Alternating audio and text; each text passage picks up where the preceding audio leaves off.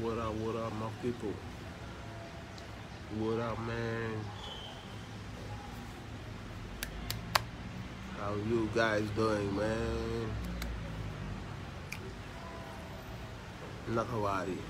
ziar ak màggal bu wér Seydina Omar Malikus brother, what up? maa lay ziar, man. Naka waari sama gaay. Xaadim bëgg Bamba maa lay ziar sama sëriñ. J'espère yaa ngi am tawfeex. Kat Samba Olel ziar ak màggal bu wér. Rita Ndiaye maa lay ziar maa lay màggal maa lay show love maa lay nuyu yéen ñëpp. J'espère que yéen ngi am jàmm. Jean Abidine Seck maa lay ziar maa lay show love sa sant bu naqari boobu noonu. J'espère que reyoo sa bopp si cere bi demb yow waa Sekkeen ak Jaween yi. Renoir contre Renoir ziar Corona Corona man. Yeah man. One love Sumbel Khadim Gueye doomu baay maa lay ziar maa lay show love lu bari. Mamadou Cissé mais maa la raw bro. Moustapha Cissé frère maa la raw lu bari man. Jeju Arfan mon gars bien quoi. Elage Jolof Weer la famille maa leen di show love. Malikus big up brother. waaw Malikus naa la jël after sama jarbaat bi waroon na jëm jëli affaire yi mu am contretemps mais naa la jël after ci suuf ñu matal ko quoi.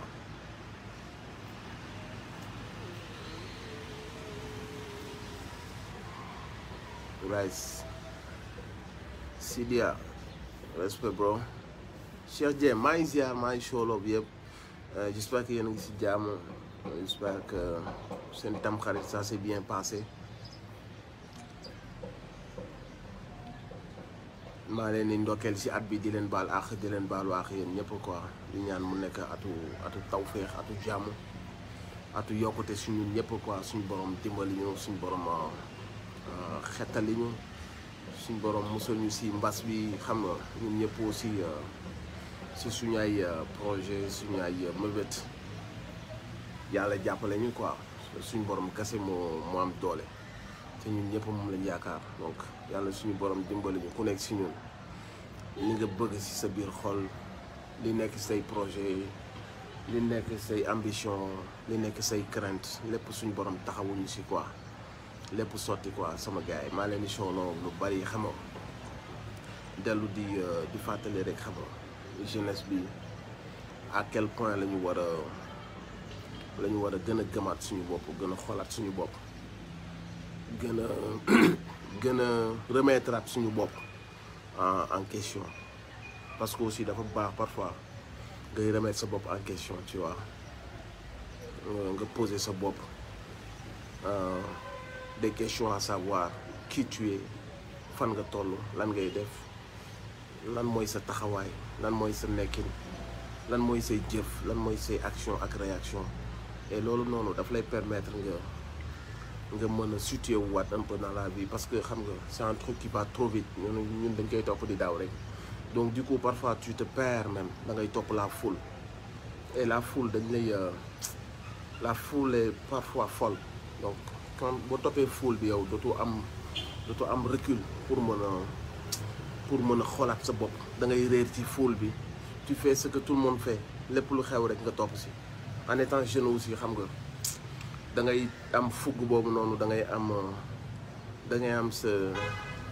cette folie et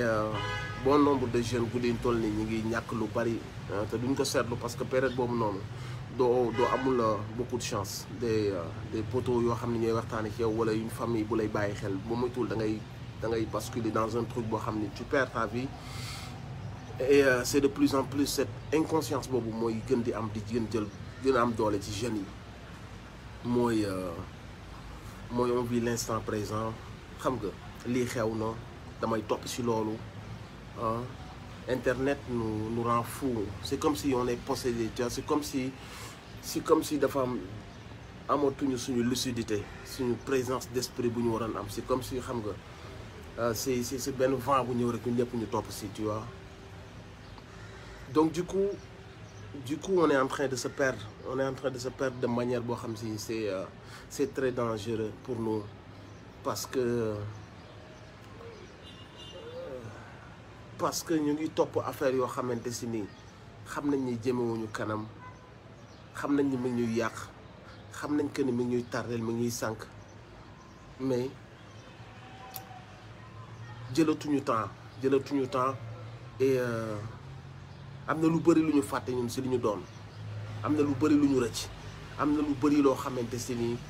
moo defoon suñu si loolu la ñu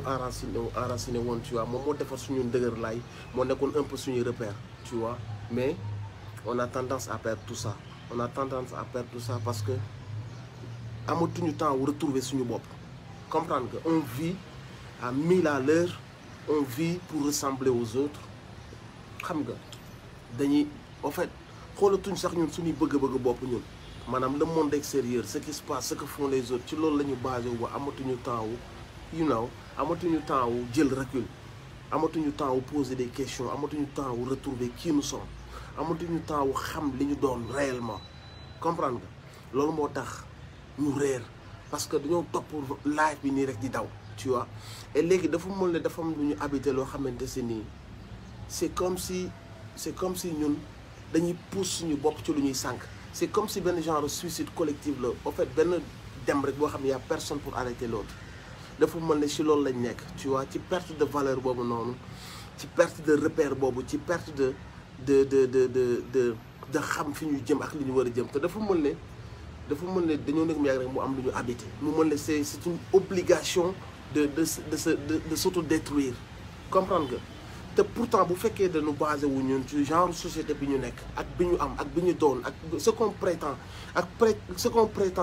représenter ak s'identifier, on fait tout pour ressembler au contraire de loolu noonu. ñu comprendre nga li ñuy wax ñun tout le temps nga xam ne à chaque fois bu ko gisee wala ñu fekk ko, tu vois, dañuy nekk ci xaal parce qu'on s'identifie à ça, mais paradoxalement dañuy def le tout pour nekk safaanu loolu noonu. Comprendre nga et c'est ça le problème aussi. Le problème c'est que nous on est une société boo xamante si ni xam nañ li ñu doon en même temps xamuñu ko, bëgg nañ li ñu doon en même temps bëgguñu ko. En fait on est tellement paradoxal et contradictoire par rapport ak suñu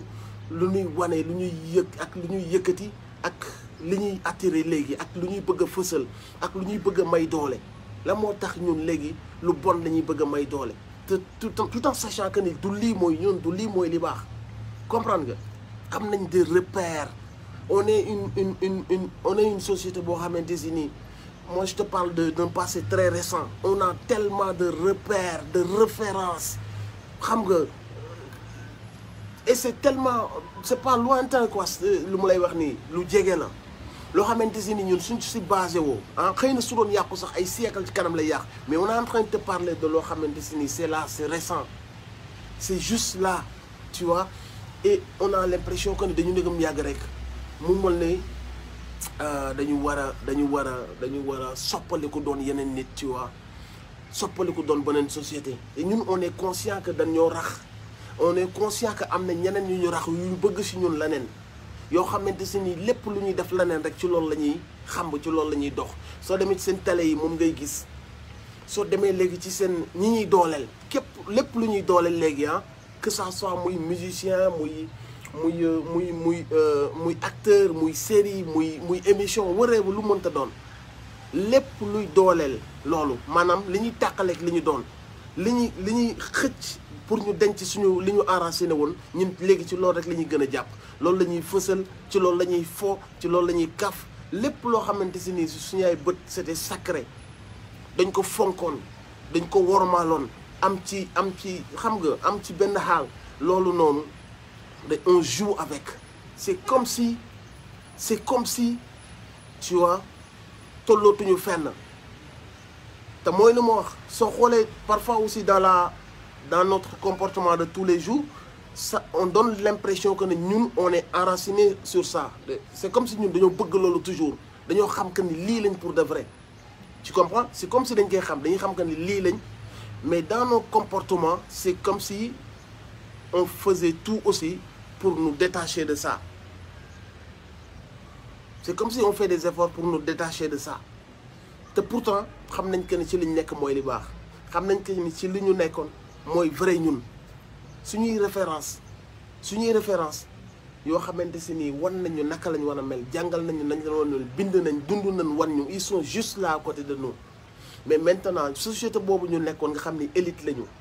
maanaam fu ñu dem ci àdduna bi dañ leen di naw ndax seen xam nga seen kayawaay seen tolluwaay fu ñu nekk si àdduna bi dañuy am benn certaine sympathie bu nit ñi am ci ñoom estime bu nit ñi ci am ci ñoom société boobu ngay toog di xool ñuy partir en sucette complètement toi tu comprends pas pourquoi que même ceux qui essayent de jouer rôle fàttali seen moroom yi fàttali seen xarit yi seen cousin yi ñi nga xamante si nit ñi ngi jaayante parce que bon moo gën a yomb nekk ci lu oyof lu ñàkk fayda lu amul benn sens loolu moo gën a yomb ba tax na même su amee ñenn ci ñun sax yuy def des efforts de xam nga gars yi nañ téyewante rang yi wala affaire mi ngi bu amee des gens qui essayent de jouer ce rôle de sentinelle qui essayent même sax xam nga da nga koy xool sax ci ku mel ne Mame Matar Jamra tu vois je suis pas tout ce qu'elle fait mais exemple la bu mooy joxe rek ku mel ne Mame Matar Jamra ñun en tant que société en tant que des musulmans ou des croyants fu ñu mënta bokk on sait que ne lu muy défendre lu baax la te pourtant duñ ko dooleel parfois dañ koy on dit qu'il dafa soof parfois on dit que ni waaye damal yari say doom au fait sawar gi ñu waroon sawar ci kooku noonu bëgg gi ñu waroon bëgg paa bu mel noonu nga xamante si ni yow yaa ngi tayle sa image yaa ngi souffrir loo sa famille dans le seul but de rendre ta société meilleure foo gis lu baax nga daw dooleel ko foo gis lu bon nga def ko sa mbiru bopp yow ak say nit ngeen di porter plainte di def ay sorties c'est cette même société là parfois moom moo lay lâcher moom moo lay trouver soof moom moo lay trouver bul nu sonal bàyyi leen nit ñi ak seen liberté àdduna day dox ce sont des gens qui se réclament croyants xam nañ li leen seen diine wax xam nañ bonne société lañ bokk au fait tu comprends même plus si c'est tout ça mooy bëgg gi nga bëgg a doon beneen xeet boo doonul li yàlla namul si yow ay nasaraan yoo xamante si ni seen ay société dafa nasax dem nañ bi nga xamante si ni amatuñ sax ay valeur dem nañ ba nga xam ne ku fay muuru sax dina bu sa yaram dañ lay dàq di la dàq ci liggéeyukaay yi ña fay xaw a yiw di bëgg lu baax dañ leen di dàq ci liggéeyukaay yi di leen bëmax di leen génne ci sociétés yi ak ci plage yi ak ci piscine yi dañ leen a war a wax futteeku leen summeeku leen dem leen ci débauche pour ñu bëgg leen société yooyu noonu nga xamante si ni seen croyance yi ñu amoon sax boo demee tey jii nii seen lieu de culte yi ñu ngi koy gën a déserté dematuñ fa pratiquement ñi ngi jaay sax seen lieu de culte yi ndax seen société yi mi ngi partir en sucette parce que lu bëri xam nga ci yéen ko basé wul ak seen politique de rendre la personne pervers de génne toujours li gën a animal si moom li gën a yées ci moom ah daf leen yóbbee ñu mujjee doon benn société boo xamante si ni société de libre de laisser aller lay doon tey jii nii ñun ñi amoon chance boobu nga xam si ni yar nañ ñu ci ay diine ci ay valeur ci yeneen mbir yoo xamante si ni mucculoo nañu ba ñu mel ni ñu mel tey dafa mel ne am na ñeneen ñu rax di pousse ñeneen pour ñun loolu ñu doonoon ñu bàyyi ko dem dooni nuroog tubaab yi moo tax tey ngay gis ay association ay lobby xam nga ay nit intellectuel quoi ñoo xam ne pour ñoom dañoo muus quoi dañoo intellectuel comprendre nga ñooñu noonu ñooy jàkkaarloo waat ak ñu mel ne ay Mame Matar Gueye nan leen arrêtez de nous prendre la tête hein. Ici chacun sa vie vous n'êtes pas Dieu la religion ne vous appartient pas alors que yàlla moo ñu wax ñun nii fàttalante ñun suñu biir ñuy waxante dëgg donc ces gens-là essayent de construire seen société pour que suñu doom yi bu ñuy ñëw ju bañ fi fekk un bazar et même ces gens-là ki nga xam ne dañuy sax sacrifier pratiquement seen vie pour mën a jouer ce rôle-là ces gens-là sont copieusement insultés par cette même société bi leen waroon def ay héros ces gens étaient censés être ay héros maanaam dañ leen waroon bàkkoo dañ leen waroon magnifier que dans une société boo xam ni mag ñii ñi ngi daw si politique mag ñii ñi ngi daw si alal mag ñii ñi ngi daw si nu ñu def ba yàgg ci seen ay postes yi nax askan bi mu am ci d'autres yoo xamante si ni ñoom ils travaillent là où l'essentiel nekk mooy les valeurs nit ñooñu di liggéey si les valeurs xam nañ que ni on part dans un monde qui part complètement en sucette yow quand tu as la chance d'avoir des sentinelles des gens yu bokk ay aar sa diine yu bokk ay Jamra et autres mais qu'est-ce que tu veux de plus wala da nga bëgg xam yow am nga connaissance que dañ ñu rax am nga connaissance que y a des lobbies yoo xamante si ni ak ay organisation yuy financer ay ONG ay lobby yoo xamante si nii lépp lu ñuy def pour nasaxal suñu société yàq suñuy cerveau pervertir ñu yóbbu ñu complètement à l'opposé de lu ñu war a doon ñoom ñoo nekk rax suñu biir donc yow nga nekk adulte nekk ne bëgg nga lu baax bëgg nga sa réew yi ngay gis ci dëkk yeneen dëkk yi bëggoo muy xew sa réew te pourtant da ngay fekk ay nit yoo xam si ni ñooy défendre loolu dem na xaaral man maa ngi dem en kamikaze maa ngi dem devant ci kanam maa ngi dem kooku il va être criblé de balles et il le fait pour sa patrie il le fait pour que ñun ñu mën a garder suñu valeurs yi suñu doom yi bu ñëwee fekk fi benn environnement bu meilleur donc cette personne là qui va aller au devant c'est cette personne-là qui va prendre des balles. C'est cette personne-là qui va prendre des insultes. C'est cette personne-là qui va prendre des menaces. C'est cette personne-là qui perd son énergie. Xam nga doomam yi di souffrir, toute sa famille. Et toi, qu'est-ce que tu fais? Da ngay seetaan da ngay bàyyi si biir da nga nañ ñu may suñu jàmm affaire u cinéma la cinéma nit ñi dañuy bëgg kan cinéma. Vous nous parlez de quel cinéma? Des mauvais acteurs, des gens, des scénarios à dormir debout, des prostituées qui cherchent à se faire un nom à travers l'écran, des personnes yoo xam ne leer nañ la yàq moo leen tax a jóg amul benn leçon bu ñuy jàllee parce que Satan il utilise toujours la ruse danaan la non damay jàngale lan ngay jàngale yow li nga fi fekk ci lu baax li nga fi fekk ci ay mbir yow mënoon magnifier li nga fi fekk ci jigéen ñu baax comportement yu baax histoire yoo xamante si ni c'est des histoires de Aline Sitoé Diatta des femmes de Nder de Yacine Boubou de Mame Fawade Wele de Sokhna Diarra des femmes braves yoo xamante si ni ñu ngi yor ay orphelinat di récupérer les orphelins li nga fi fekk ci ay modèles de femmes tu n'as yooyu yëpp nga romb leen nga bëgg a jël la femme sénégalaise nga ni je vais faire de la femme sénégalaise une pute qui se déshabille, qui se donne à gauche, à droite, qui n'a aucune valeur, qui trompe son mari, qui part en vacances avec son copain. Tu veux nous imposer une société bu mel noonu nga ni da nga ciy jàngale duñ la poser fan nga ko teg nga ni non bu leen ñu sonal li am ci société bi la ñuy wane société bu parfait fu mu am mais yéen ñi nekk au devant de la scène yor ay télé doon ay taalibe ngeen ne ay croyant leen yéen ñi nga xam si yor ngeen ay caméra nekk ngeen ay scénariste mais looloo tax yàlla jox leen xam-xam boobu noonu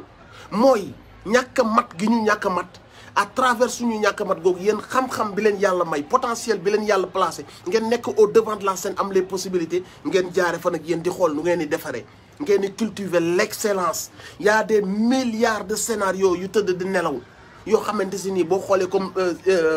série bu mel ne série Mass Black Diamond yaa ngi jàngale lu bëri xale yi di ci identifier seen bopp parce que yaa ngi liggéey ci xale yi ay booy yu ndaw la Mass jël yow miy seetaan tu vois maam relation bi am ak ay sëtam suñu ay yenn waxin doxin lépp ñu ngi ko jël non seulement di nga am divertissement ñu jaarale ko ci sa passion muy football nga gis les grands de la cité naka la ñuy accompagner les jeunes nga gis naka la xam nga nit di amee passion ba noppi ñu ne ko boole kook sa njàng boole kook des leçons yoo xamante si nii il travaille à la base les enfants loolu scénario yooyu du fi jeex booy yi ñàkk espoir bëgg a dem ci géej gi ah yenn mbir yi nga xam si mi ngi suñu société di gangréner société bi ñaata scénario ñoo fi am ngeen bàyyi fii yépp seen lépp parce que aussi dafa mel ni comme les artistes tout le monde sait que ni tey jii nii quand tu fais des vidéos nga génnee ay jigéen summi leen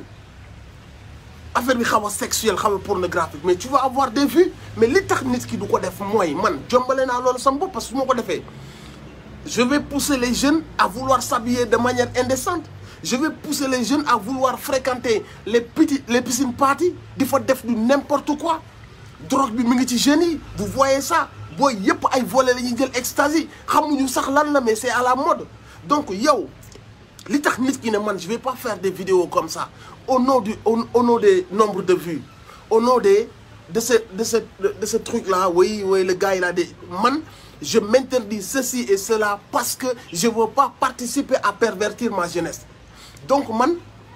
ay vues wala ay attirer l'attention jaraluma ma jël sama société samay jigéen ak respect bi ma am sur la femme sénégalaise waruma bi ma ko war a def place bi ma ko war a teg en tant que mu nekk une queen une reine je vais pas dem summi ko pour mu indil ma ay nombre de vues du ma ko defloo ay fecc yu obscène pour mu attirer ma l'attention donc man maa ngi pervertir sama société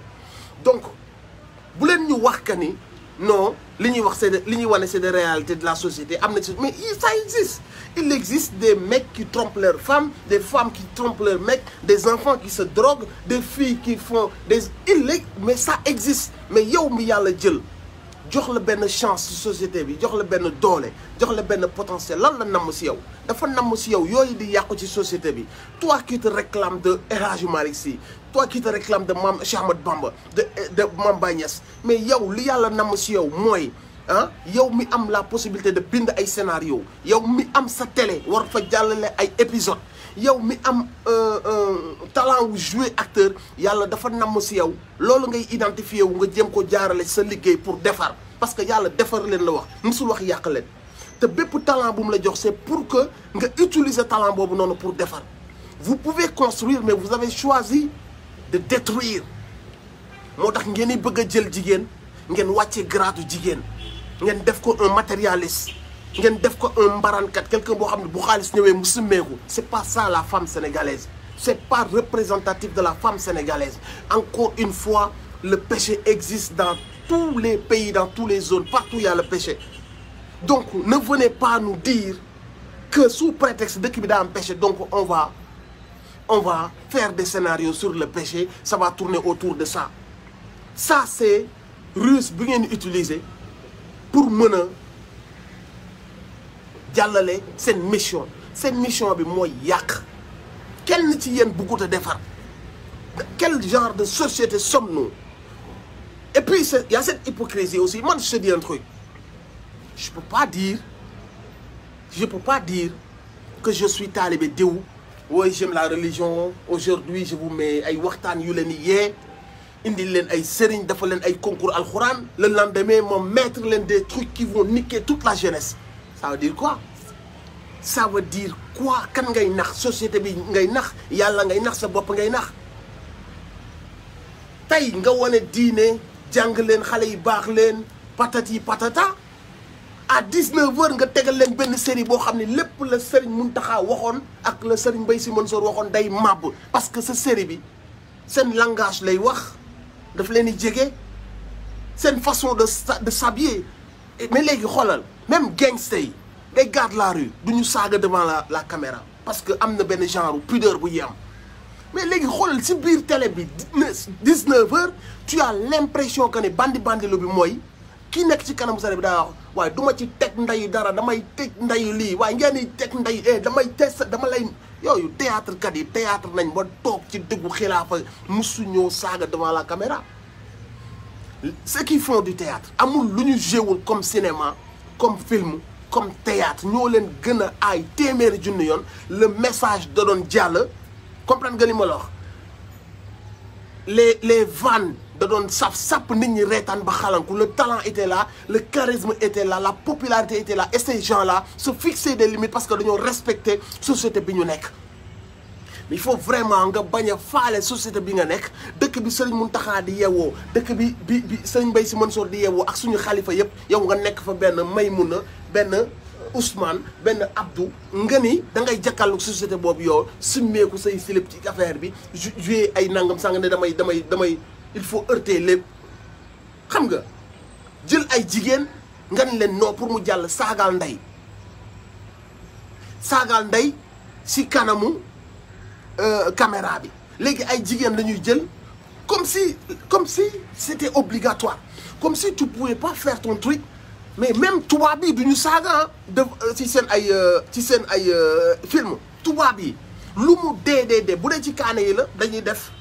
dañuy censurer comprendre nga dans la rue les mêmes seen musique de rue dañuy def explicit lyrical genre du ñu bëgg sax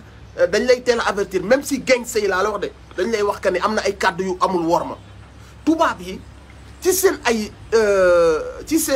film ak yu demee noonu mooy gën a rëy putain la ñuy wax putain merde jeex na mais doo gis tubaab bu nekk ci ab film wala ci ab kii bu ñuy teg naan nique ta mère je vais te baiser duñ ko def même ci seen ay film il se fixe des limites tubaab yi ñun suñu biir réew fii Sénégal mu mel ne dañ leen wax que ni léegi pour nga nekk benn xaw ma bandi lu la xaw ma maanaam ñoom dañuy bëgg a prouver askan bi que ni on ne vous respecte pas on ne vous respecte pas dañ leen di xool wan leen suñu arrogance wan leen suñu ñàkk de pudeur wan leen suñu reewande suñu sañ-sañ au devant la caméra te force da ngeen koy seetaan loolu mooy seenu reewande ñoom ñooñu di jouer loolu te ñooñu ñëpp kenn reewu ci xamuñu sax nu ñuy reewee mais dañ leen bàyyi si li leen neex xam nga mais am na yu nit di jouer indi ko si télé bi ñu naan leen dañuy jouer porno jouer wuñu porno balaa alkaati yi di am ci ñoom yoon koñ ñin dëkk war nañoo comprendre diw ak diw ak diw parce que loolu insulté la ci suñu société nekkatuñ sax ñoom di yàq société bi mais dañuy xool société bi les journalistes saaga leen saaga mooy ci kanamu caméra yi lay taxaw 19h nga toog ak say doom nga toog ak ay xale yu ndaw sa papa je kii par hasard kenn jàpp télé bi rek ñu naan ay da koo laal ay kii daa neex ay kii booy moo ci daanoo mais des choses yoo xam si ni comme si on est obligé de passer sur ça. Il y a combien de messages yu ñu mën a jàllale même quand on doit parler de sexe sax il y a une façon très subtile d'en parler mag ñi comprendre te xale yi parce que mag ñi sax dañu daan am ay subtilité danañ wax ci sexe ba àggal même ay taasu dañu daan taasu wax ci sexe ba àggal boo àggul ci yenn niveau yi doo xam la ñuy wax parce que dañuy codé wax ji mais léegi da ngay toog kii naan waaye c'est un bon coup yii kii booy yóbbu na ma àjjana démb ci guddi kii booy laal yi muy laal kii naan booy xale bi da ngay devant nga toog nekk say sœur seen kii ngeen jàpp yam ci télé bi nous mën nañ ñun nous ne sommes plus des Sénégalais nous ne sommes plus des musulmans ou chrétiens nous ne sommes plus des croyants nous dans ay occidentaux la yoo xam ne léegi lu ñu neex def et bu amee ay gars yi koy wax am naan waa laissez-les tranquilles c'est la liberté d'expression c'est de l'art patati patata et puis c'est des gamins qui regardent ça yoo xamante si nii fu ñu toll seen subconscient day jàpp lu muy jàpp mooy forger après seen réflexion yi ñuy gis dem xool internet y a aucun parent parce que tubaab bi encore une fois dañuy am code parental lu seen doom yi di seetaan dañuy dem teg ci seen bët dañuy am code seen ay doom seen doom du ñu am ci YouTube dañuy am YouTube adulte am yoo xamante si seen doom amuñ ci accès fii defuñu benn barrière dañuy ñëw rek ay xale yu ndaw la ñuy tegal affaire yooyu noonu comprendre nga te boo yooyu ñuy jàng ak ils s'identifient rapidement boo nekkee xale tu t'identifies ak ay ñi ngay gis ci télé bi des jeunes comme yow donc automatiquement li ñuy def da nga koy bëgg a def ni ñuy waxee ngay waxee même termes yi ngay jël te même termes yooyu day rester sa subconscient loolu noonu xale yi seen cerveau dafa toll ci diggante boobu noonu c'est très sensible bu ñu tollee ci diggante adolescence pré-adolescence ak adolescence nga am des adultes yu leen di pousser vers ça vers la débauche vers ñàkk jom vers sol lu bon vers ñàkk gëm sa di vers nangam sangam vers kii moo tax te école yi yàqu moo tax tey jeunesse bi nii doo leen comprendre tu te dis booy lu leen dal booy yu ndaw volet ecstasy sangara yamba nous on a dund nañ ba agsi fii nii xamuñu benn guutu sangara xam lu muy saf xamuñu ko xamuñu benn joint nu mel suñu àdduna amul fu ñu demul ci àdduna bi toog nañu façon nit bu nekk mais tey jii damay gis ay booy yu ndaw ma gis booy ñu naan sangara damay tiit je me dis come on booy bu nan la amee fit ba jël benn guuxu sangara et c'est devenu banal ñu leen koy jaay nii école yi boo demee booy amatuñu pudeur devant la caméra la ñuy wax léegi TikTok y a plus de grands frères yuy xool seen ay sœurs lan la ñuy def ak lan lañ dul def comme si on te dit bul rusati kenn sa benn nijaay seetaanu la sa grand frère seetaanu la tu es là tu te dis croyant musulman tu te dis quelqu'un qui te respecte et sous prétexte que ñëpp a ngi koy def rek yow da ngay dem topp ci affaire bi nga màbb comme tout le monde tu es là soumeeku sur TikTok amoo pudeur tu ne sais même pas que ces images vont rester tu ne sais même pas que d'ici quelques années tes enfants vont voir regarde ma mère comment elle était légère de mœurs ni mu solo ñëpp di gis weenam yi taatam yi amul benn respect pour son futur mari bi nga xamante se ni come on man saaga tak si kanamu caméra bi rak tak ñu dagg te bu ñu daggee ñu foog ni ñoo rey gaynde gi ñu foog ni dañu réew ñu foog ni dañu gangster te c'est des bouffons ils connaissent rien de la vie c'est des ignorants ñun dañoo jël ñi gën a nekk poubelle dans la vie ñu teg leen ci kanam et on est en train de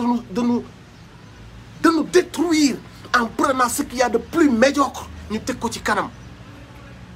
on rigole sur tout même les choses les plus sacrées dañuy ree ci loolu noonu dañuy foo ci suñu diine suñu ngëm des choses yoo xam ne dañ ko waroon dégg rek daal ne waaye kii dafa réew waaye puusal léegi dañuy toog booy di jox loolu aura des gens yoo xam ne amuñu cerveau des idiots ñu teg leen ci kanam télé yi jël leen journalistes yi ce qui ñi yor seen ay plateformes waroon encourager l'excellence waroon encourager les jeunes les entrepreneurs booy yi nga xamante si ni ñi ngi créer booy yi am ay notes yu baax au lieu que ñu teg loolu au nom de am ay plus de followers plus de d'attention ces gens-là vont promouvoir la médiocrité et encore une fois mooy lu ma la wax yàlla bu la mayee talent wala mu jox la nga mën a filmer wala mu jox la nga mën a bind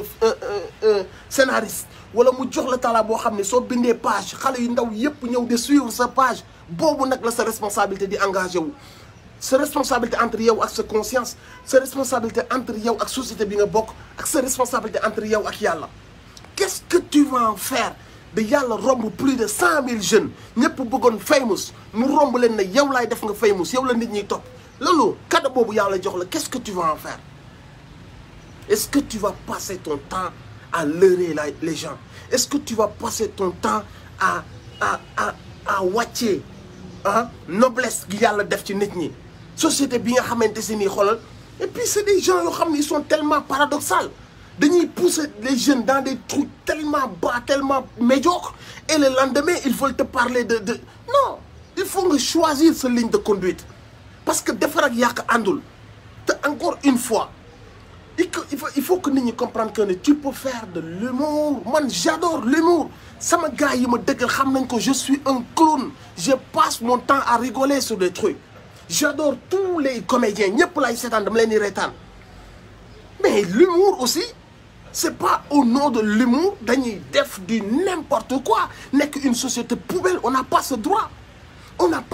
barki démb la ñuy jóge ci journée xasaayid yi démb lañ doon déglu xalif bi Serigne Mbaye Sy Mansour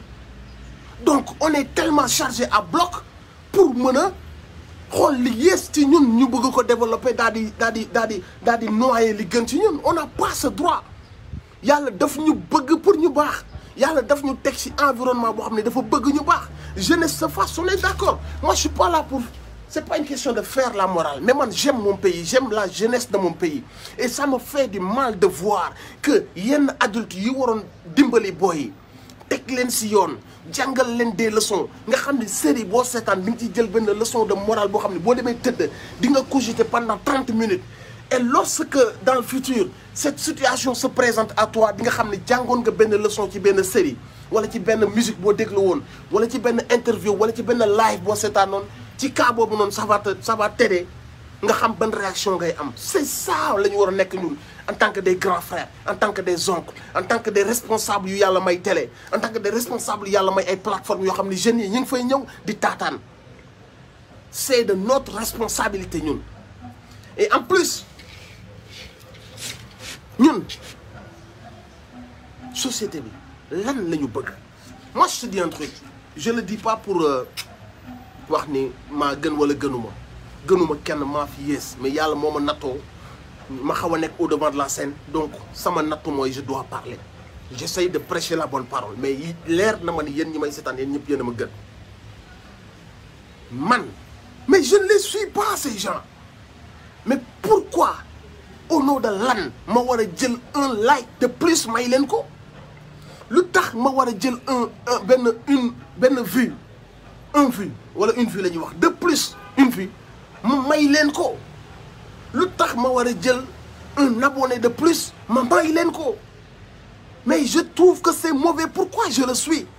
pourquoi nous sommes des millions à donner de la force à ces pervers sur YouTube loolu moo tax sama début de waxtaan ma ne dañoo war a remettre suñu bopp en question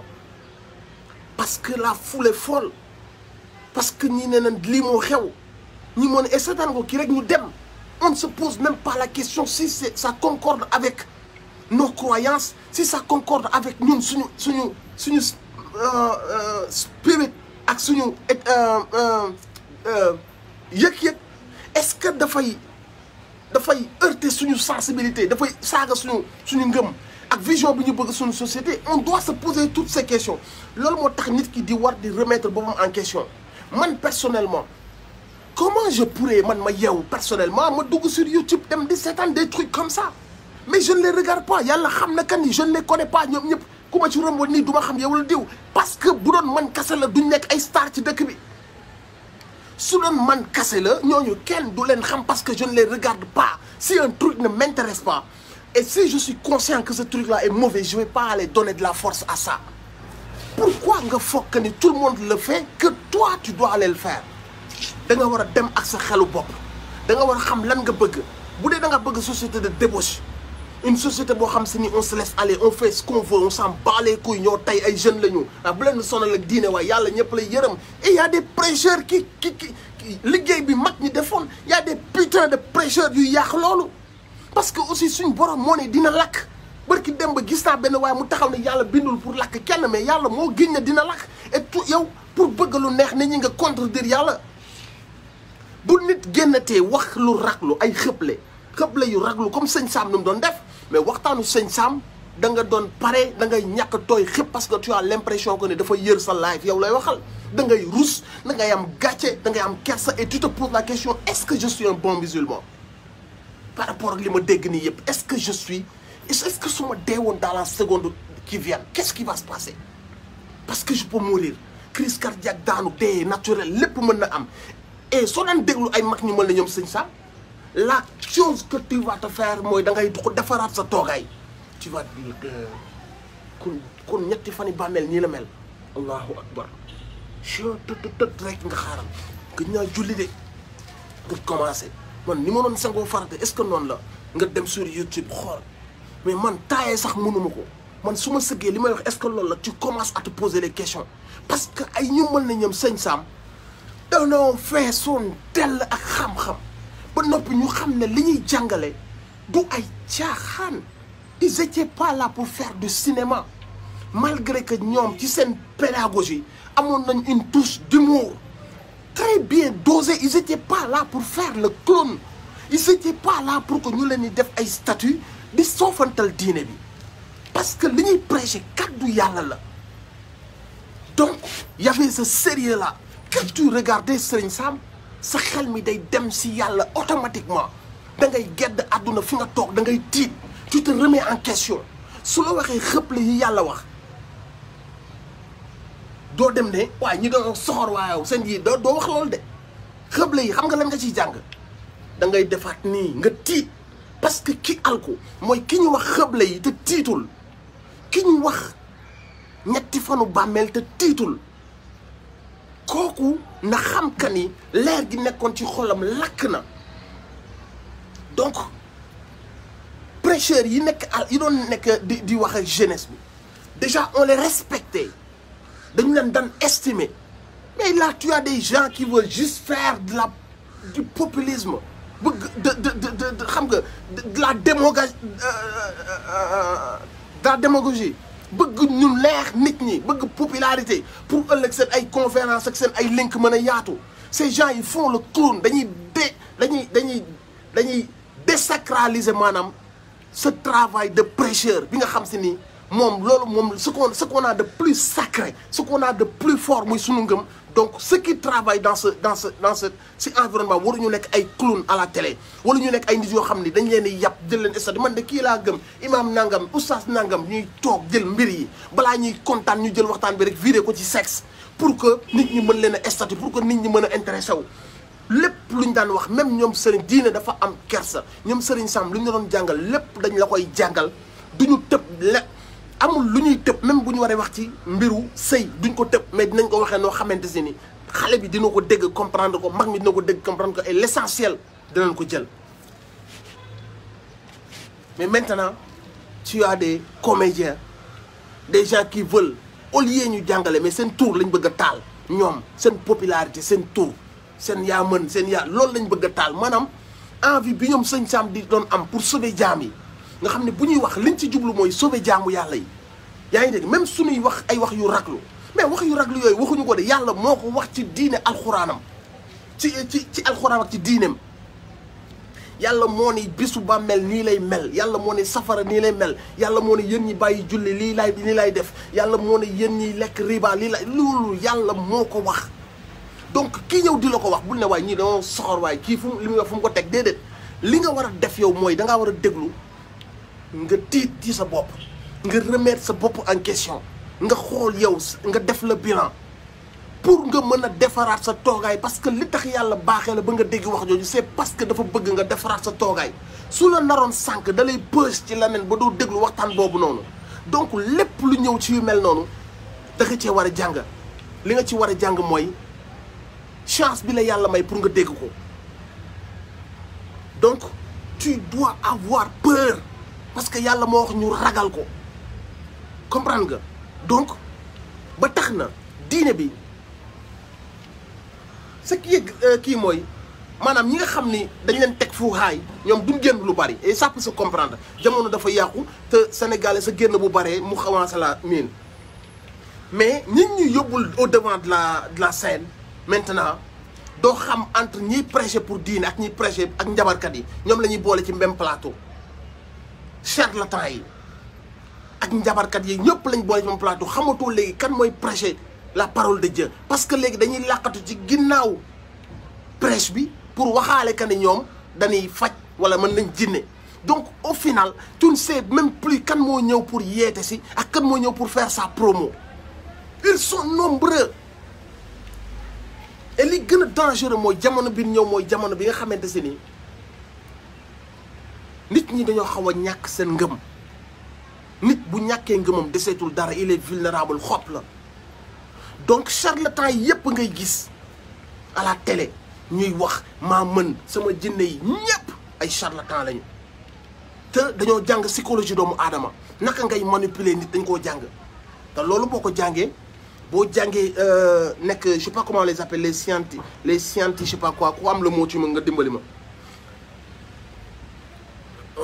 le mot les mentalistes yow dañuy jàkkaarloog yow naan sa cerveau xam yan mot lañ lay utiliser lan mooy sa état d'esprit yan flanc lañ lay jaar ce sont tous des charlatans et ils sont très doués pour ça dañoo xam comment maanaam ku ne ak li nga mën Messi football la mën ñoom loolu lañ mën ce sont des manipulateurs ce sont des manipulateurs nit ki waroo gis nga xam nga kañ ngay nekk en danger dëgg xam nga kañ ngay nekk en danger dëgg bis boo tàqalikoo ak yàlla bis boo jëlee sa xol bi nga def ci leneen lu dul yàlla bis boo xalaatee sa dund sa wërsëg sa feebar sa liggéey sa àdduna bis boo ko jëlee ci loxo yàlla pour jox ko keneen daanu nga bis boo xalaatee loolu daanu nga il faut nga comprendre benn affaire suñu borom moo la bind suñu borom moo bind sa bisu dund ak sa bisu dee suñu borom mooy xool li ko namm ci yow jamono ji malaaka yi ñëw di bi ngay nekk toq maniw yàlla ne kii ku nit ñi topp lay doon ku am mbooloo lay doon yàlla ne kii ku bëri wërsëg lay doon yàlla ne kii mooy genre nit yoo nga xam ni seen àdduna dañuy wër ba dee duñ am dara noonu la ñuy dee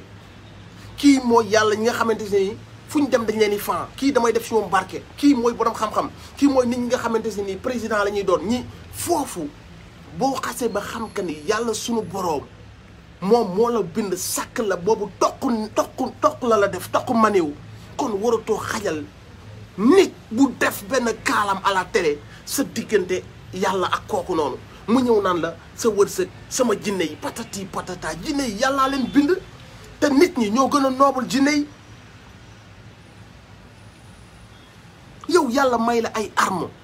may la ay code may la ay werd ay basmala ay mbir yoo xam ne boo ko defee fi ñu toll nit mënalu la dara jinne mënalu la dara loo bëgg mën nga ko am yàlla jox la que ni booy jàpp rek jàpp kase booy saxoo njàpp kase am nga nangam ak sangam booy saxoo istigfaar booy saxoo di tuub rek mën nga faa sax jaari am alal parce que di tuub rek da lay may alal yàlla may la ay code yu dul jeex est-ce que xam nga que ni soo ko bàyyee foofu la tiit di commencer foofu la énervé foofu la xel mu ñàkk dal di commencer tu te perds, tu n'es plus toi-même amatuloo benn repère toute ta vie ci tiit ngay dëkk ci fitna ngay dëkk amatoo apaisement jàmmi xol jeex na si yow. donc yow victime ngay doon gars yi ñoo lay paasante sëriñ par sëriñ sëriñ par sëriñ da nga war a fees dell ak yàlla quel que soit tes défauts jeune nga c'est vrai tu fais la jeune man moi qui te parle je suis pas un saint je suis très loin de tout ça mais am na loo xam si dama koy jéem a garder tous les jours intact mooy sama diggante ak sama boroom damay bëgg muy fees dell ci man te li tax muy fees dell ci man waxtu julli du ma raw damay bëgg di julli damay yor sama kurus di bëgg di tudd ay mbir yoo xam ne day dundal sama ruu parce que dund googu ci sama ruu di dund mooy tax sama xel di dal kenn mësuma gis ma tiit ñàkkuma dara soo ma gisee da ngay fokk ni parce que xam nga lan la j'essaye de dundal sama ruu sa ruu boo dul jaamu yàlla day gëmm te sa ruu bu gëmmee tu es livré à toutes les agressions qui arrivent ñàkk da lay tiital ku la bëgg a liggéey nii nga daanu jinne yi dañ lay yomb charlatan yi dañ lay yomb sa wërsëg lépp day tëju ndax xam nga lan zone onde yu négatif yëpp ils ont la possibilité de ñëw dugg ci sa biir yaram parce que yow ci sa jëmm sa ruu dafa gëmm te sa ruu lenn kese lay dunde mooy bu fekkee yaa ngi def ay effort ci jaamu yàlla sa ruu fort côté bu loolu amul sa ruu mënoo ko dunde leen ruu leer lay dundee te bu fekkee ne yow yaa ngi malgré tes défauts parce que lu mu la wax rek nit nga quoi da ngay péché da ngay tooñ da ngay moy loolu de parce que nit nga yàlla moo la bind ci matadi mais dafa am loo xam ne sag ful la bopp la yow sag ful la bopp lu la yàlla may nga téye la loolu waroon lu ne mën nga koo ñàkk nag ci àdduna ba mu des sa diggante ak sa borom te loolu sa ruu bu dee yaa ngi koy dundal leen seetlu nit ki saxu ak julli nga xam si au moins mu ngi def ay effort kooku c'est une personne boo xam ne déjà boo ni koo jàkk am na looy yëg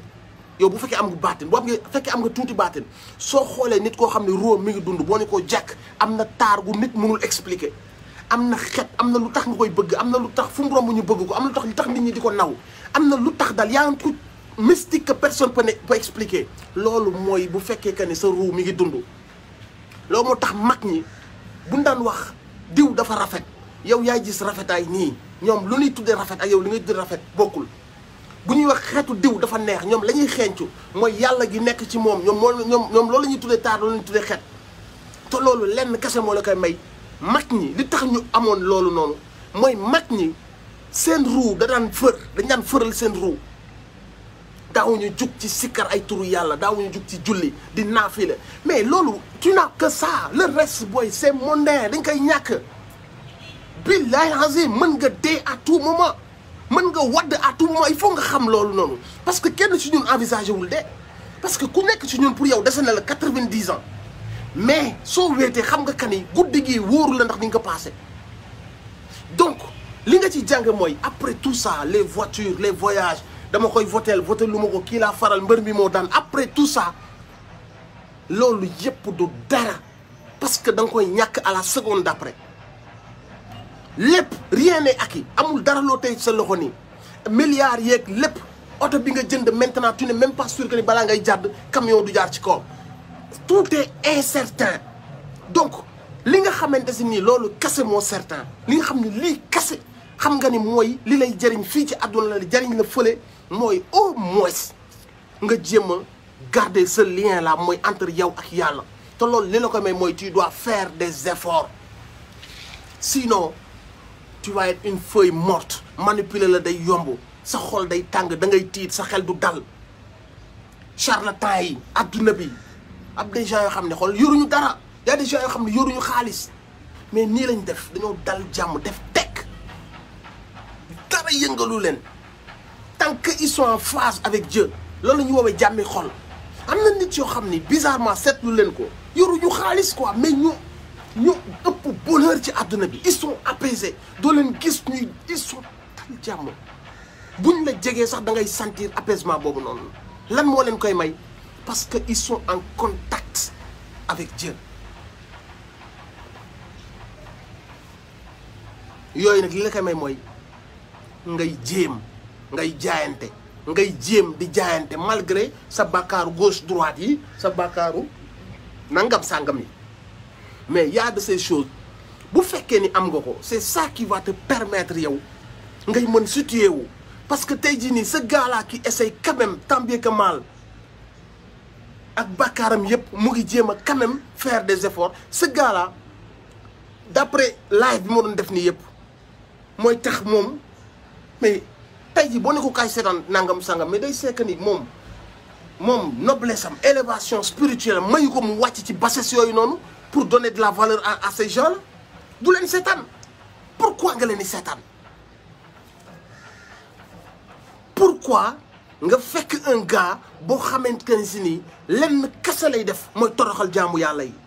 saggi seen sag xaw yi seen sutura say moroomu jullit yoo xam ne nattu moo leen dal yoo xam ne dañoo sekkoon ak seen moroom boobu war leen ñu nekk victime parce que bu ñu tooñee tamit tooñu ñu la ñoom yàlla lañ tooñ te bu ñu baaloo yàlla baal leen donc lañ doon def ñoom seen biir ñoom la ak yàlla donte ñun ñëpp ku ci nekk da nga naan baaxul ak yoon mais tooñu ñu la yow yàlla lañ tooñ te yàlla mooy aji baalekat bi donc lu tax nga mere leen ba yéene leen sutura bu xawee ko boobu noonu te yow yaa ngi may ayib yoo xam ne yàlla mi ngi la ko nëbbal donc ñii c'est des victimes comment tu peux punir une victime nga fekk victime nga génn sa yar bu ko ci dolli ay dóor parce que moom lu mu dee nëbbu woon na ci nekk wala nëbbu woon na ci téléphone moom ak kim seqal intimité kenn ci ñooñu ak matadeem ak xeeboom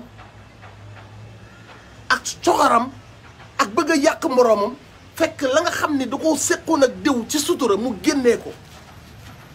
mu am kenn ci suñu moroom yi jël loolu def ko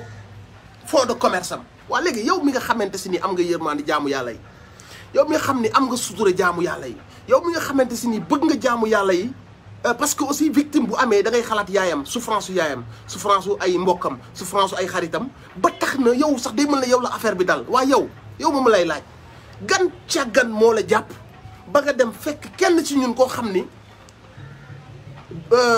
bànneexam mooy fekk nit kooku mu taaj ko ca penc ma di ko weer mais yow mi dem jël sa temps sa 1 minute dem di seetaan kooku noonu remets-toi en question parce que kooku bu ko kenn seetaanul woon wala ñu bàyyi ñi mel ne moom ñu yor même esprit di ko seetaan dooleem dina wàññeeku mais parfois da ngay basculer ci benn mbir tu te rends même pas compte que tu es en train de donner de la force à li nga gën a bañ sa àdduna tu te rends pas compte parce que tu suis la foule sa dañ kumpa ak suivre la foule dafa xew ñëpp a ngi koy def boobu ma doon wax sànq mooy ñëwaat tu ne veux pas de ça bëggoo ko parce que bu daloon sa mbokk doo bëggoon suturaam mu xawee ko noonu su daloon ku la jege doo bëgg nit ñi wili pande ko noonu mais yow laa bëgg a laaj yow mi nga xam ne ànd nga ak sa xel am nga yërmande ci jaamu yàlla yi am nga sutura ci jaamu yàlla yi waa léegi yow soo jëlee sa temps dem nii def nii xool ñuy saaga sa yaayu moroom di tudd yu bonam di tudd ay awram te kooku ma nga foog ca ruqam di jaamu yàlla dafa jur ak doom joo xam ni nattu da koo dal ñu teg ko ca internet ba moom yaay ji di tudd ay cëram yow nga toog di seetaan di reetaan ah benn instant kon yow nga xoolaat nga baal ma joxewuma ay leçon morale mais yow mi nga xamante si nee nga nekkoo ci level boobu noonu yow mi nga xam nee nga doxoo ci loolu yow war ngaa mën a poser wu la question à savoir li tax ma dem di seetaan lii ban plaisir laa am ci dem di seetaan ñuy toroxal sama morom su doon man danaa bëgg ñu sàng ma sutura man li tax ma dem di dooleel waa ji nga xam ni plaisir am mooy xaw yi sutura sama yeneen morom yi léegi yow pose-toi la question quel plaisir tu éprouves à aller écouter cette personne ban yëg-yëg nga ciy am et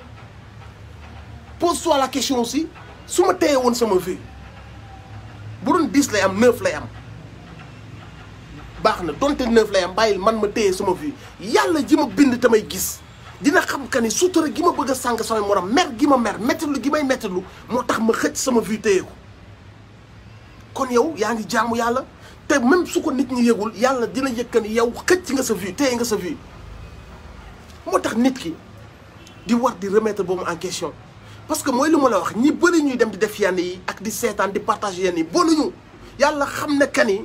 loolu dañ koo sax bañ mais mooy lu ma la wax l'effet de foule la l'effet de suivre la foule wala nga toll ci jamono joo xam ni bu ñëpp ne c'est vert rek da nga naan c'est vert amatoo sa opinion bopp amatoo sa yëg-yëgu bopp loolu mooy tax parfois nga gis nit koo xam ne ndeysaan ku am yërmande la ku yërëm jaamu yàlla yi la nga dem gis ko muy seetaan live diw wala vidéo diw wala di partager nangam sangamu diw jot na nga xoolaat nga poser sa bopp la question nga xamaat que ni yow wax dëgg yàlla war naa xoolaat sama bopp parce que yàlla mi ngi may gis ñeneen ñi gisuñu ma c'est anonyme man kase ak sama téléphone mais yàlla mi ngi may gis que ni maa ngi dem di yokk doole suñ benn mbokk moo xam ni maanaam yitteem mooy toroxal jaamu yàlla yi yitteem mooy xaw yi sutura jaamu yàlla yi yow yàlla dina yëg que ni yow aussi yaa ngi dem bokk ci ñi may kooku doole léegi nag ku ne ak sa conscience ku ne ak sa conscience maanaam genre remise en question yooyu ñuy def bu ñu dégloo suñu mag ñi te ñu nangu leen a dégg ci yooyu moo lañ ñuy wax bu ñu dégloo ku mel ne suñu xalif bi mel ne sëñ Mbaye Sy Mansour ak di déglu ku mel ne suñu xalif bi muy Al Mountakha mais ci ñu gën la ñuy oo ci ñu gën ci ñu xoolaat suñuy toogaay xoolaat sa toogaay mooy nga négam yàgg nga poser sa bopp des questions nga remettre sa bopp en cause nga jéem a jël élévation spirituelle nga jéem a jël élévation en matière d'humanisme ak sa ragal yàlla ak yow xam nga maanaam c'est très personnel tout ça bu ko ku nekk day def billahi on va avoir une société meilleure parce que yàlla dafa namm ci ñun ñu doon une société meilleure moo tax mu wër ñu ndomba depuis El Hadj Omar Foutiyou depuis Thierno Souleymane Baal mu wër ñu ndomba ba guddi tey mu continuer di ñu war ndomba ak ay mag yoo xamante ni buñ leen déglu woon ñu gën la ñuy doon ça veut pas dire que ñu gën ça veut pas dire que duñu bàkkaar parce que ñun bundul woon bàkkaar yàlla jëlee ñu fi tey ci guddi créé ñeneen ñoo xam ne dañuy bàkkaar mu indi leen fii parce que nguuru yàlla gi loolu koy doxal nit ñi di bàkkaar ñëw di tuubu parce que plaisiru yàlla mooy di baal ay jaamam donc on ne dit pas aux gens que vous devez être blanc comme neige vous devez être non nit matul mais am na aussi benn certaine élévation parce que yow aussi yàlla dalaa teral def la noble donc am na benn certaine élévation boo xam ne parfois yaa fay bëgg a yóbbu sa bopp du question mag ak ndaw de su nga nekk ndaw di dund sa jeunesse du tee aussi nga bëgg a nekk benn mag moo xam si ni tu t'identifies à Cheikh Al Mountakha tu t'identifies à lui malgré que ndaw nga yaa ngi dund sa ndaw dina tax yow boo bëggee fecc di nga fecc boo bëggee génn ànd sa copain yi seeti sa show di nga ko def mais tu auras toujours benn niir bu nekk sa kaw di la fàttali te loolu mooy tax nga fixer sa bopp ay limites loolu moo tax ba bu ñëpp ne ecstasy dafa xew xaaral ma jël ko nga ni yee booy mën naa ànd ak yéen fii ba ginnaaw asamaan mais lu ci bokkul bokku ci loolu force boobu nga koy am après parce que tu sais qui tu es jeexantal bi waxtaanu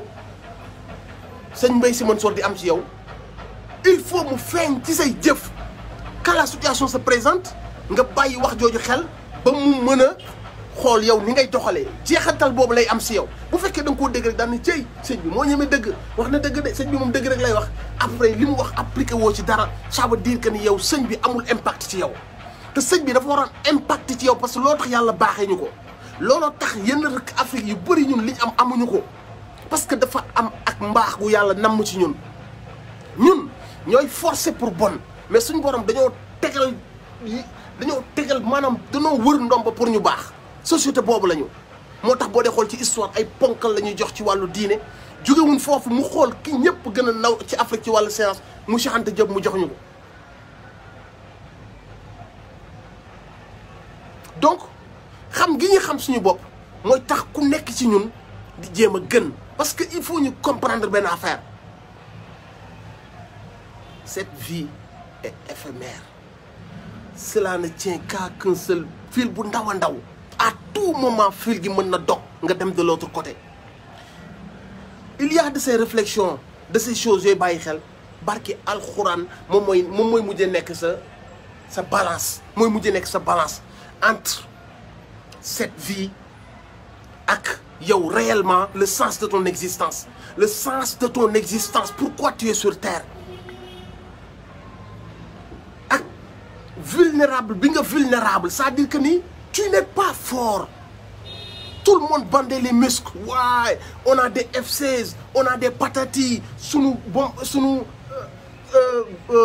bombe atomique bi, sous bombe patati patata, suñu borom negam yag na len amu len doole. Lolu motax man la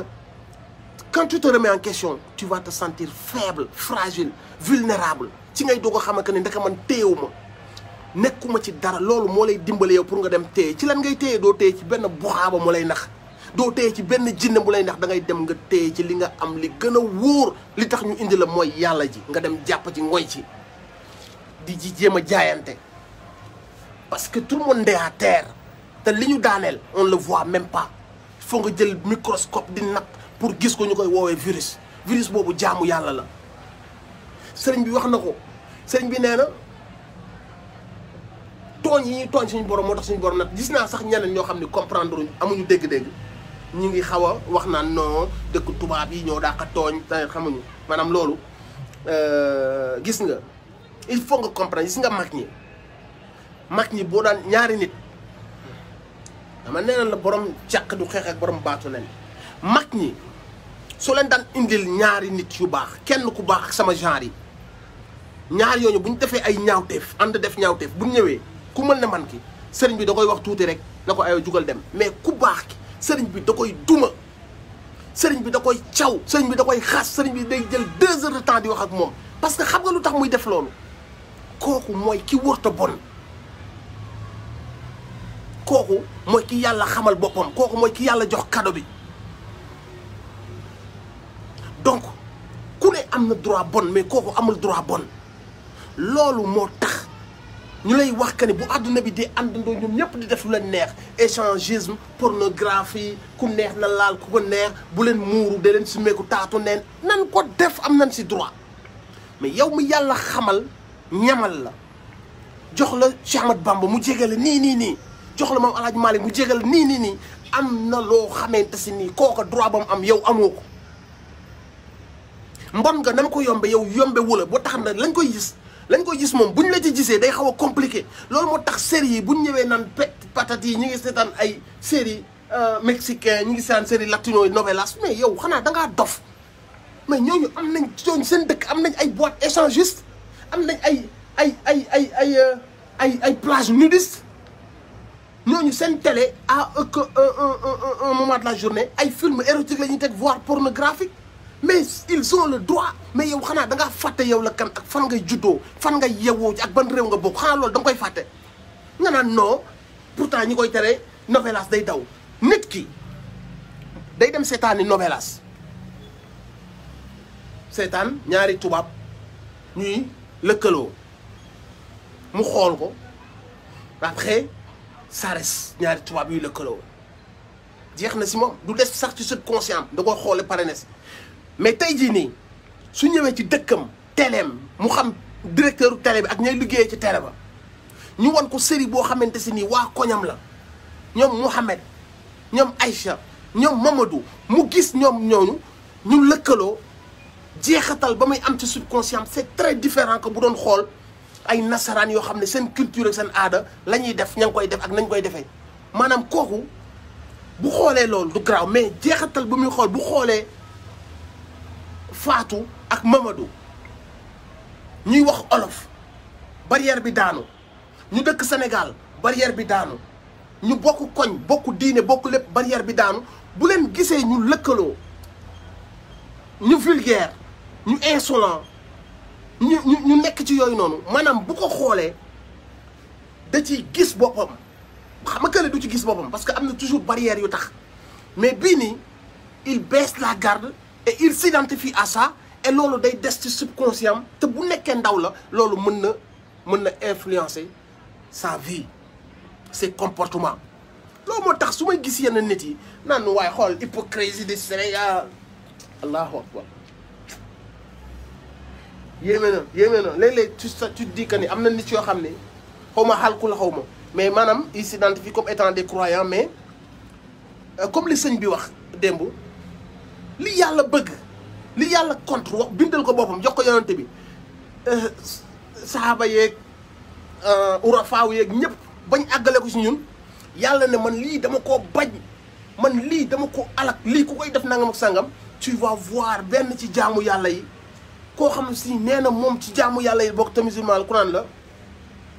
c'est sa vie privée on doit s'abstenir chacun a le droit de faire ce qu'il veut. On est dans une société, tu verras ben féministe là, c'est mon corps, je dois m'habiller comme je le veux, mon corps j'ai le droit de le donner à qui je veux, patati, patata.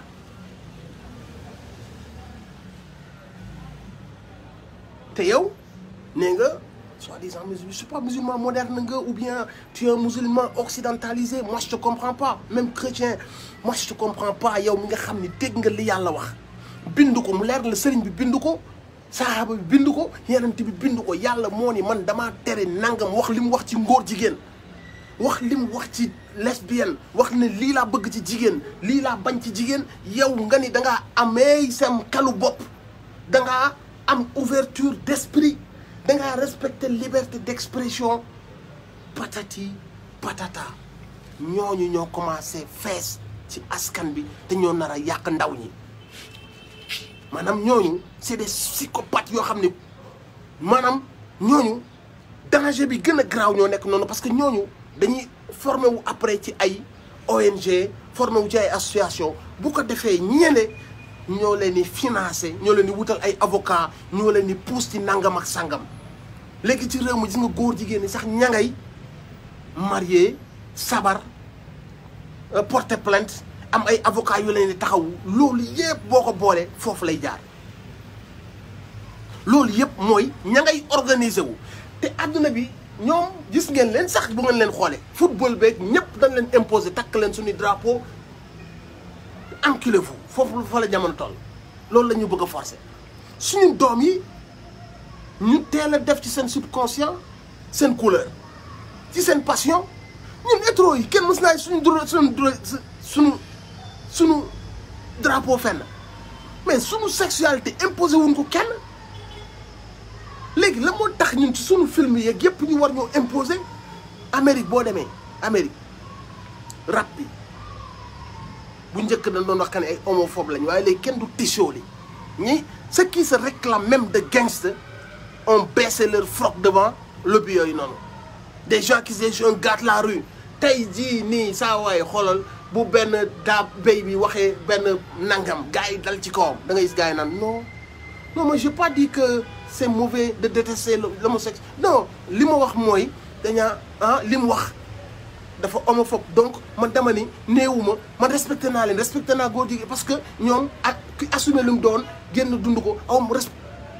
kenn ci ñoom sax maintenant amatoo fitu wax la nga daan wax parce que bu njëkk dans le milieu du rap c'était très viril il y a de ces choses kenn ñemoo ko woon tey jii ni même ponkal yu mel ne ay 50 Cent sax dañ leen di imposer ci seen série yi ñu ciy promouvoir mbiru góor jigéen mais man à chaque fois je me dis seeni dëkk la seeni réalité ñoom lu ñu def dama du ma choqué mais fii Sénégal dëkk bi nii waaye ñu nekk nii nga xam si nii chaque jour ñu mbëkk mairie chaque jour ñu boo doxee 2 minutes àgg ci maam li Maam Laay boo doxee 2 minutes àgg ci Maam Baye Niass boo doxee 3 minutes àgg ci Maam Cheikh Ahmadou Bamba boo doxee 3 minutes àgg ci dëkk boobu la ñu nekk tey jii nii mu am des associations de góor jigéen ak ñu leen di jàppale ak ñu nekk seen ginnaaw di ñu imposer ay mbir yoo xamante si nii ak di jël ay association ak ay lobby ñëw di financer ay série yoo xamante si nii série yi maanaam waroon naa daw ci réew yëpp ba mu des Sénégal muy ñëw di daw Sénégal ñan ñoo koy dawal ay directeur télé free mais maa ngi cool mais taalibe diw laa man maay jàllale te série bii di yàq nit ñi ça part en sucette et li ci solution rek pour ma mën a tëj ndax guddal naa te maa ngi tuub ndax man aussi dama am cofeel bu bari ci sama réew ak jeunesse bi et damay am chagrin bu bari su ma gis yenn yi su ma leen di dégg si yenn yi ak ma gis mag aussi yi leen di pousse si yenn yi nit ñi yor seen ay plateforme di foowee diine bi bu kenn ñëwee di saaga diine bi ñu jàppale ko ci parce que man jàppe naa que ni nguur soosu ñu fi doon tudd fan yi yëpp maanaam dañ ko doon jox solo di ko dooleel ci ñàkk fayda te maanaam kooku ba mu ñëwee di wax dañ ko waroon ciipatu ndax wax ja kooku ab kàcckat la kàccoon na ci làmb yi doon maanaam dafa dem ba comprendre ne nit ñi comme ni ku jigéen ci di def ndaw si salbe la xaw ma nu tudd da ngay tànn boo tànnoo bu ci dalee rek c'est fini Sénégal c'est fini ñëppay jël sa numéro boobu ngay gis que ne nit ñi ils ont perdu la foi une fois nga def lu nuroog miracle wala nga xaw a mystique lu ñu fàtte yàlla ñëpp wuti sa numéro ñëpp wuti sa numéro ñëpp wuti sa numéro ñu nekk kaaw ñi sëy ñi bëgg doom ñi bëgg liggéey ñi am ñin ni ay rab ngeen am ñëpp fàtte yàlla ñu mën na yow yaay buuru jaam yi ku am sa numéro soxlaam faju donc charlatan yooyu ngay gis ñu fees ci télé bi ñu leen di invité ñuy wax te léegi li gën a muus mooy dañuy jaar identifié wu ci ay tarixa di tudd ay sëriñ ba nit ñi jàppe leen ay prêcheur normal ñu defaale seen promo pour mën a nax jaamu yàlla yi donc yooyu yëpp man may gis personnellement daf may metti man bu doon man kase la sama jëmm ji ñoom duñ am xaalis su duñ ma gis bugguma te nag kaa ma xam benn affaire jaam bi gën a ñàkk wërsëg ci jaam yi mooy ki dul ñaanlu il faut ngeen comprendre loolu jaam bi gën a ñàkk wërsëg ci jaamu yàlla yi mooy ki dul ñaanlu mais ci kan ngay ñaanlu foofu la wax ji nekk boo demee si buxaaba yi ñu lay ñaanal weddi nga yàlla ñaata nitu yàlla yu sell sa yaay bi sukk jur la ñaan mënul gën a foor ñaanam ci yow cadeau bi nga koy defal bénédiction boobu noonu ñaan mënul gën a foor alal ji nga yëkkat defal ko cadeau bi nga yëkkat jëndal ko fajal ko ay soxlaam nga teew wan ko sa mbëggeel wan ko sa support di ko fàttaliwu ay chagrin di dalal xelam ñaan mënul gën a foor ñaan googu noonu bénédiction nit ki nga xam ni njort nga kani moo la gën a ragal yàlla njort nga ko nga dem ci nit kooku noonu tàllal ko sa loxo ne ko damaa bëgg nga ñaanal ma yàlla ñaan bu ñuy wax ñaan lul mooy nga dem ci ñi jubóog suñu borom mais charlatan yii di dem ci télé bi ku ne kaalawu ku ne yor yat ku ne di mën a duñu dara xanaa da ngeen fàtte barki démb fii la ñoom sëñ Sam nekkoon kan moo leen war a mën a jaaxal ci wàllu prêche guddiñ toll nii kan moo leen war a mën a jaaxal ci wàllu prêche donc ku ñëw topp seeni tànk di wax ci worma di wax ci kersa di jël diine ji teg ko ci niveau bi mu war a taw parce que comédie bi ñuy def à la télé wartu tolloog niveau diine parce que diine c'est du sérieux yonent bi sallallahu alayhi wa sallam amoon na ci sahabaam yi kenn koo xam ni reetaan kese moo taxoon yonent bi teg ko su dem ndax du ko bëggoon fu mu dem day ànd ak moom parce que yonent bi dafa amoon humour da doon reetaan dafa bëggoon koy reetaan loo mais est-ce que foog nga que ni c'était dans la vulgarité la yonent bi doon reetaan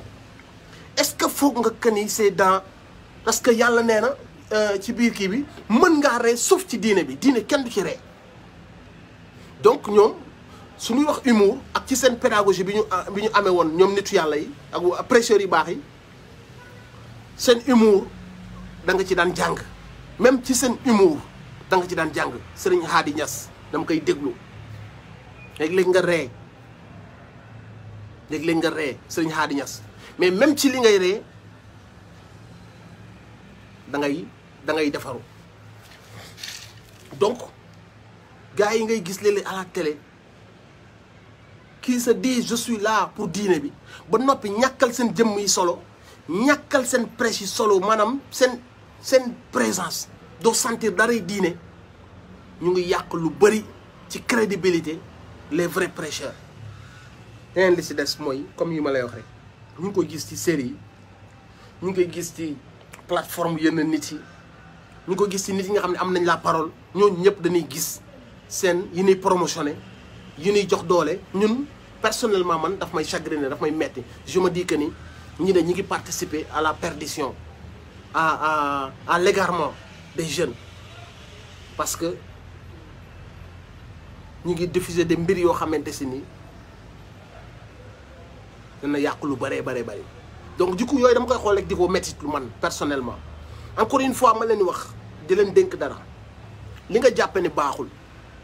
nga am yàqin que ni day yàq sa réew bul ko seetaan wàññil seen doole wala boo ko seetaan day am lu wàññeeku ci yow da ko seetaan doo branché boo ko seetaan doo xam lu xew tànnal bi ci méngoo ak sa gëm-gëm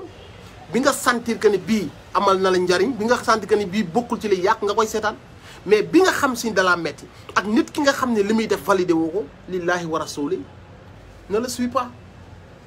Sois franc avec toi. Tu peux pas insulter cette personne savoir que ne li muy def sa mbokk julli di metti na la ba noppi nga dem di ko dolli doole.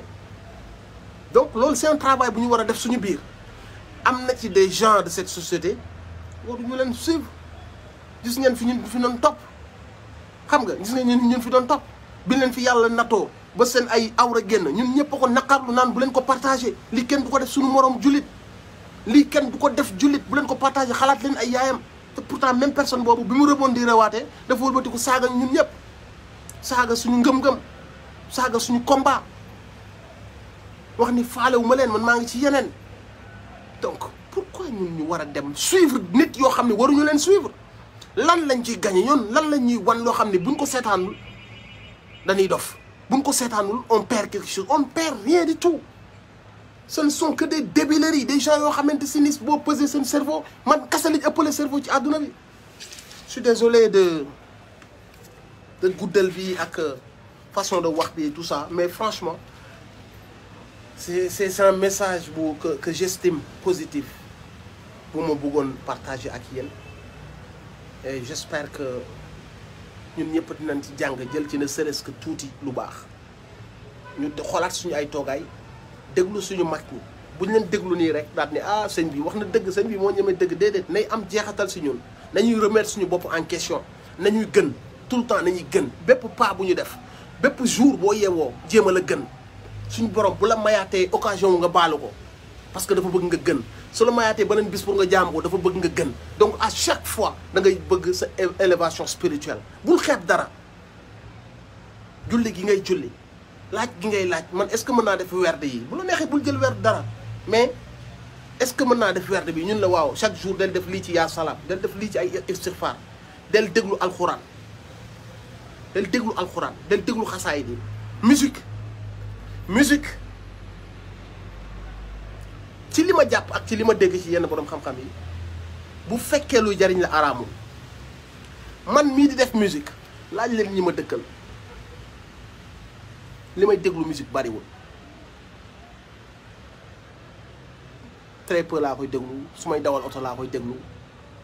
rarement nga fekk moom ma takk sama nopp yi toog takk sama nopp yi di déglu musique bu bari musique gis nga suñu borom neen la tout texte est nuisible alxuraan sax suñu borom néewu la nga topp di ko déglu pour que mun am jeexital ci yow da ngay am tuuti recul daal di ñëwaat déglu ko même musique boo ko dee déglu da nga kaa war a déglu parce que c'est un plaisir am na leçon yoo ciy tiré am na benn bien-être boo ci seet mais ça ne doit pas être benn obsession tu passes ta vie à écouter ay notes bu yàggee sa leer day wàññeeku te sa ruu du loolu la soxla musique sa xel moo ko soxla moo tax ñenn ñi bëgg musique dañuy déglu musique buy wax musique bu am ay paroles la ñuy dem di déglu bu am ay message wala boo xam ne dañoo triste bii la ñuy déglu mu fàttali leen wala dañoo bëgg a liggéey dañoo ñàkk seen liggéey wala dañoo am mbëggeel dañuy dem déglu musique bi mu am lu mu leen def boobaa seen xol dégluwul seen ruu dégluwul seen xel mooy déglu musique donc même avec tous ces trucs là tu dois avoir du recul comprendre nga donc sa xel mooy déglu musique par moment la war a doon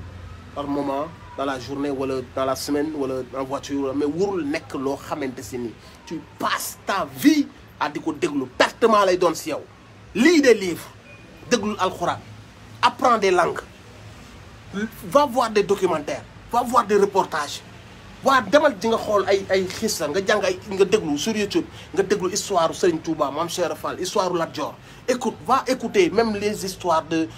la Révolution française lu mu ci mënta doon ça va t'apporter un plus tu vas comprendre comment les choses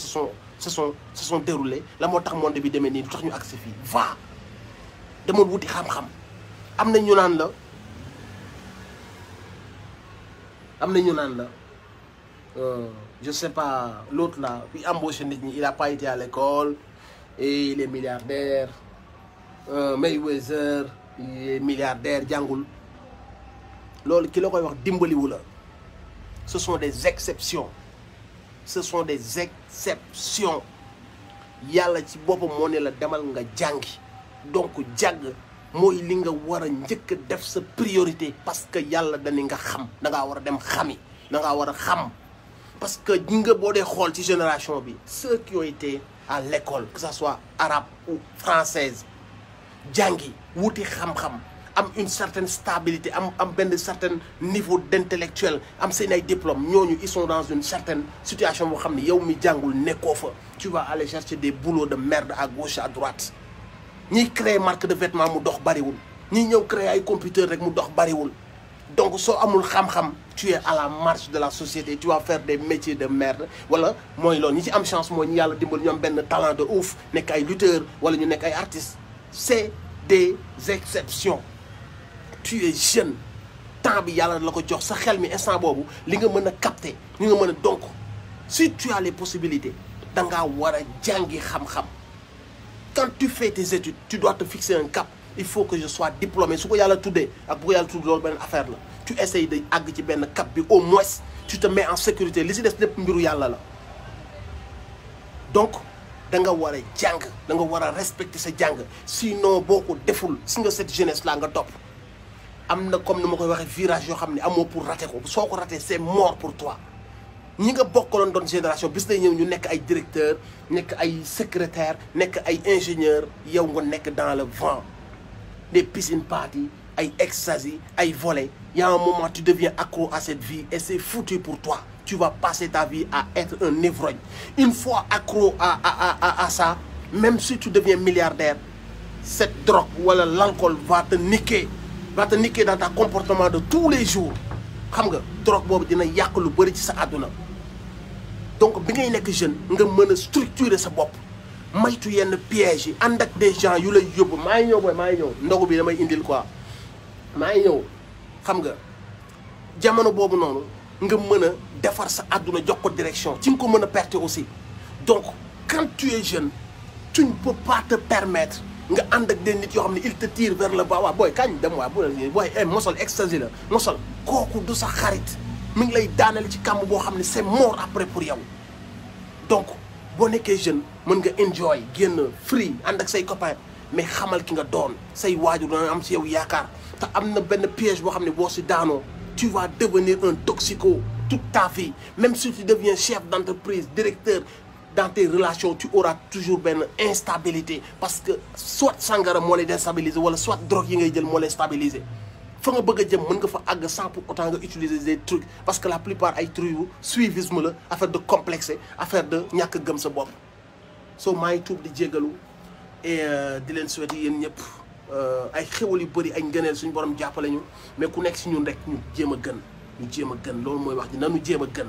nañuy remettre suñu bopp en question nañuy essayer nañuy jéem buñ ko dee def rek suñu borom jàppale ñu incha allah rabbi Sénégal dina am génération bu dëgër këcc bu baax ay nit yu conscient ay nit yu baax bu ko defee Sénégal mën a avancer mais soxlawuñu jeunesse puis ñu ñuy bi ñu bëgg a imposer bu bon bi nga xam ne bëggul dara ci àddunaam débauche la bëgg naan sàngara jël ay drogue jeunesse boobu noonu ñun ñëpp war a xeex pour bañ koo am ku ne si ñun am nga ci responsabilité merci beaucoup Abdou pour ndogu bi invité naa leen ndogu yéen ñëpp maa ngi tuub di jégalu on est ensemble la famille bras de